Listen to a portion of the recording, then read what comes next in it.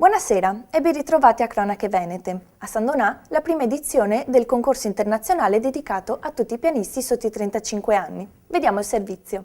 Nello scorso fine settimana, tra venerdì 17 e domenica 19 maggio, si è svolto nell'auditorium del Centro Culturale Leonardo da Vinci di Piazza Indipendenza il primo concorso internazionale di esecuzione pianistica città di San Donà di Piave. San Donà è una città che per la musica fa tanto, basta considerare l'alto numero di appassionati, di scuole di musica, di associazioni che ci sono.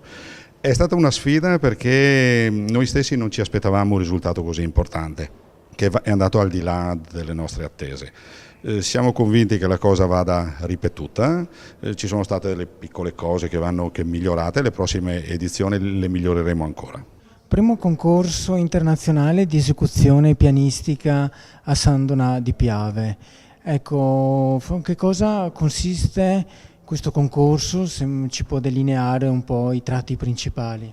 Certamente, questo concorso è la prima edizione, è aperto a tutti i pianisti provenienti da tutta Europa e internazionale, da tutte le età, è diviso in categorie, proprio dai più piccini, le prime note, fino alla categoria F che è già stata fatta ieri, fino ai 35 anni di età.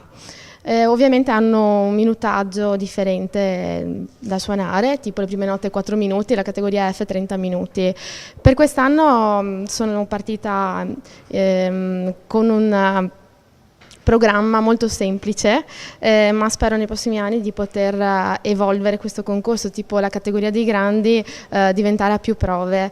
Devo dire che per essere stata la prima edizione è stato un grande successo perché ci sono più di 100 iscritti provenienti da tutta Europa, dalla Russia, dalla Croazia, dall'Ucraina, dalla Germania, e è veramente un grande successo per essere la prima edizione, quindi sono molto orgogliosa e soddisfatta di ciò.